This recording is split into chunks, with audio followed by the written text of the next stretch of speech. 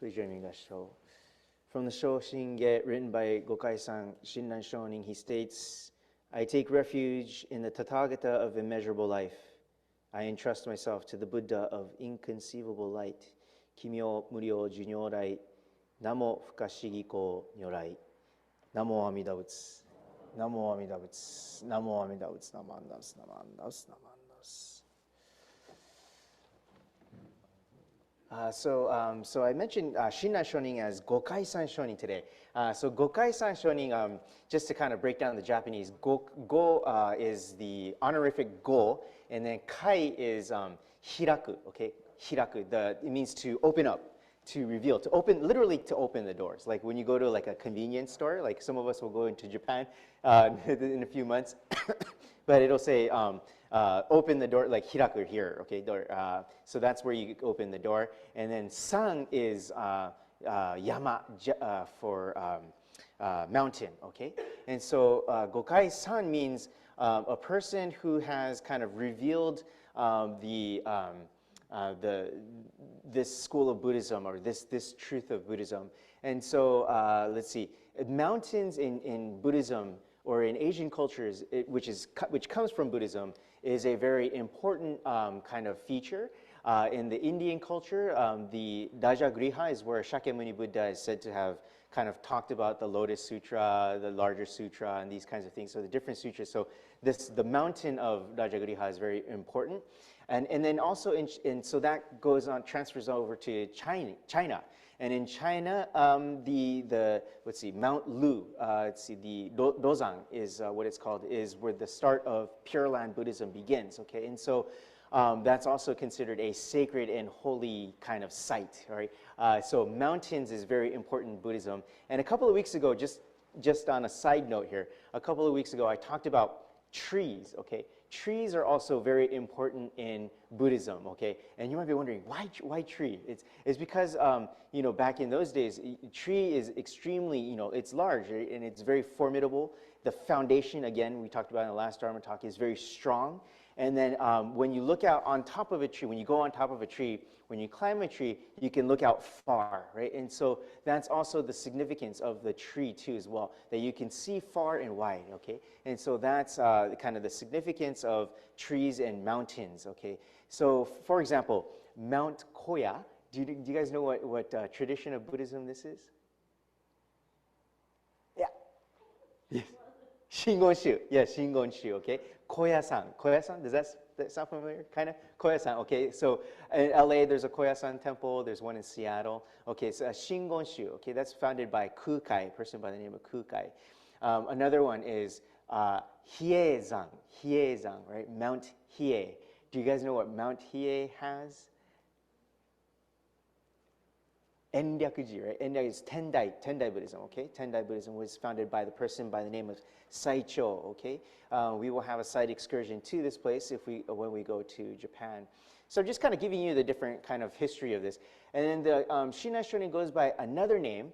We also kind of refer to him, revere him as Gokai-san, but also another name he gets is Kenshin Daishi, okay? You might have seen Kenshin, right there it is, Kenshin, okay?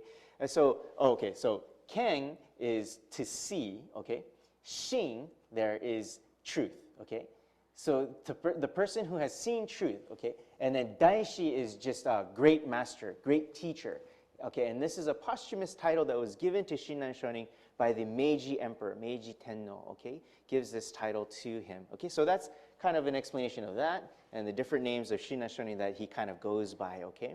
So that's, as we come to Honko, Honko is significant because we are observing the passing of Shinran Shonin who has gone to the Pure Land, right? So this kind of consummates or completes the process of the teaching of Pure Land Buddhism that he reveals to us. This is why memorial service is very important in our tradition, and Honko is the most important observance in our tradition, okay?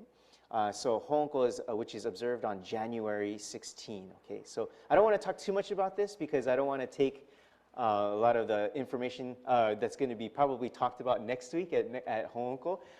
Brian Nagata is going to be our guest speaker. And so I'm very much looking forward to that. He's an old family friend, and I think many of you in the Sangha here know him as well. So it's going to be great. So just to give you a brief kind of history of Shinran Shonin then, before going into it too much, but I just kind of wanted to mention one thing of his childhood, okay? Shinran Shonin became an orphan at a pretty early age, I would say like around just before 9 years old, because we know that he goes for his ordination at 9 years old. So his mother passes, and then his father dies. And then he goes to the uncle, and the uncle takes him to the Tendai priest to get his tonsure. But I do want to mention that he loses his parents, right, at a very early age, and in particular, his mother, okay? And this is, I think this is very significant because if we look at the story of Shakyamuni Buddha, the same thing happens. Shakyamuni Buddha is born, and his biological mother, Maya, passes away like weeks after his birth, okay? And so he doesn't know who his biological mother is, right? And then he then goes under the care of Prajapati, Mahaprajapati, which is his aunt, right, who becomes his kind of stepmom or caretaker and takes care of him until he gets older. But I still think that the biological mother and having this kind of, this sense of loss at an early age has a very significant impact on his psyche. And so with Shinran Shonin, it's the same. And these two, they've been primed kind of through this kind of incident to then think about what is life? What is this all about, kind of thing, right? And so the final answer that they come to is compassion. That's what they arrive at. Not anybody's compassion, but Amida Buddha's compassion. This world of compassion. In other words, the world of enlightenment. And because they are touched by this, then they affirm themselves within this truth and then embark, and the rest is history, right? They embark on this path to spread the teaching of the Buddha Dharma and this message of Amida Buddha's great compassion, Amida Buddha's Hongang, primal vow, that all beings are embraced by the Buddha, this world of truth. Again, Buddha is not a god, okay? A Buddha is not a deity. I keep saying this, sorry, but I feel like I have to reiterate this because in this country, you know, we're very, very influenced by Judeo-Christian values, right? And so I always have to speak within this framework. So I have to mention that Amida Buddha is not a god, okay? Amida Buddha is the principle of wisdom and compassion that we personify with human qualities. We anthropomorphize with human qualities, okay, in order for us to understand what this truth is, okay? So it's a principle of wisdom and compassion. And that's what I talk about, in the last Dharma message, Amida Buddha is your parent, Amida Buddha is watching over you, right? These kinds of things. But again, this is not that there's somebody who's literally watching you, but it's that this world of truth, right, is embracing us right now as we speak. And we personify it as if it was a parent watching over us, right, and taking care of us. So that's kind of a key point that I want to mention here. So, with this universal parent then, each one of us, I think to myself, about, my wife, Kaori, man, I wish she was here so I could tell her that, but that way I could get good brownie points for this. But she is the best mother for Keisai, right? And the reason for that is because, it's not just because of biological thing, but because she knows him through and through, right? Like all his characteristics, what his likes and dislikes are, what he's good at, what he's not good at, what he likes to eat, what he doesn't like to eat. She's not a good parent to anybody else, right? Other than Keisai. She's the best parent for Keisai, right? And so when I look at I have an older sister and a sister-in-law. My older sister has 3 kids. She's the best mother for her 3 children. She knows what they need and their needs are and their likes and dislikes, right? But she's not the best parent for Keisai. She's not the best parent for my brother's kids, right? She's the best parent for her kids. And then my sister-in-law is the same situation. Again, 3 kids there. She's the best parent for her 3 children, right? But it becomes biased, right? It becomes this single unit that this compassion is for. Amida Buddha is universal, right? It's for all sentient beings. It's a spiritual path for all sentient beings. So the compassion is universal. There is no bias. It is absolutely equal. In the larger sutra, it talks about, in one of the vows, it says that all beings in the Pure Land, in other words, all beings in the world of enlightenment are equal, such that they turn gold. They turn this golden color, right? So all of us are of this golden color. And what that is trying to depict, right, is not literally that we become gold in color, but that we are absolutely equal in the eyes of the Buddha, in the eyes of truth. We are all equal. None of this men, women, status in terms of rich or poor matter. It doesn't matter if you've lived 6 years, again, or 600 years, right? You are absolutely equal in the eyes of truth. So, what more can we want, right? This is a absolutely fantastic teaching, a very profound teaching that tells us we are all equal in the eyes of the Buddha, right?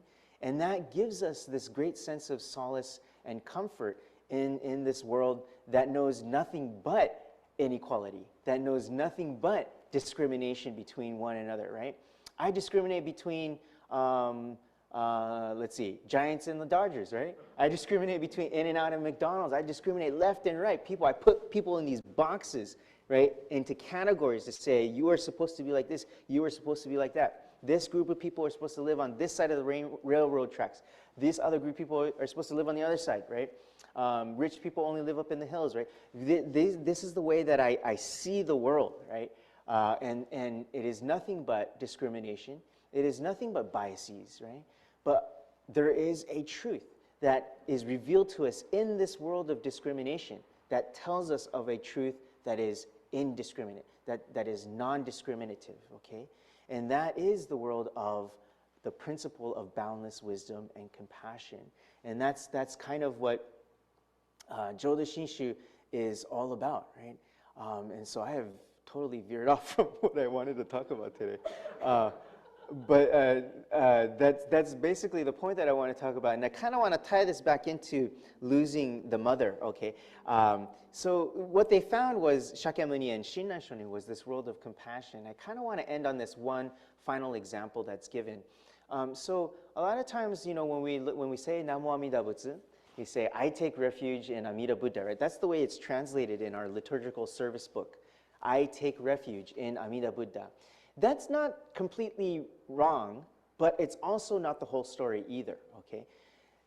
And the reason for that is that it's a translation issue. ちょっと難しいんですよね to translate that from what it is to English. So it's actually the world of truth that calls out to us first, right? And then we receive that and then say, I take refuge in Amida Buddha. But the world of truth calls out to us first. Why is this important? Well, it's important because we are brought to the world of truth, and we do not grasp the world of truth. The world of truth grasps us. 逆なんですよね. We always think we have to go reach out for enlightenment or that it's something for us to grasp. But actually, in Jodo Shinshu, it is truth that grasps us, okay? And so I'd like to give you an example that kind of helps to depict this. Imagine a mother and her child, okay, a mother and her baby, okay? The mother tells the baby, Mama, call me Mama. I am Mama. I am Mama. Mama, Mama, Mama, call me Mama. Every day, right? Almost all throughout the day, 24/7, for the first 3 months, right? Call me Mama, call me Mama. Even before the baby is born, call me Mama, right? And the baby at first, this is completely incomprehensible, does not know what this means, right? And is like, bad, right? Whatever, doesn't know really how to say this. Over time, however, through repetition, the baby comes to associate Mama with comfort, with warmth, love, care. So when the baby calls out to Mama now and responds in Mama, that baby is reassured that he or she is being cared for, okay? That's the same way with Namo Amida Butsu. Namo Amida Butsu is the world of truth calling out to us, telling us that we are not alone, telling us that we are embraced as we are in this world of truth. At first, it sounds like a bunch of gibberish. It sounds like a mantra or some kind of weird kind of, exotic kind of oriental phrase or something, right? It sounds weird and foreign, right? Over time, however, as we listen to the content of Namo Amida Butsu, we start to recognize the truth of this, and we start to realize that we are embraced by this truth. And then we start to respond with Namo Amida Butsu. Thank you. I affirm that I am embraced by this world of absolute equality, and I'm grateful to have lived this life to be able to come to this teaching and understanding. That's Namo Amida Butsu, okay? Namo Amida Butsu is not asking for anything. It's not asking for forgiveness, not asking for a prayer to win the lottery or any of these things. It is only to affirm that we have been touched by and are connected to this world of absolute truth, okay? So with that, I would like to end today. I know I kind of threw a lot of things at you today, but I appreciate your time, and hopefully something will stick. Thank you. ありがとうございます。Thank you. Please join me in 合唱。南無阿弥陀仏。南無阿弥陀仏。南無阿弥陀仏。南無阿弥陀仏。南無阿弥陀仏。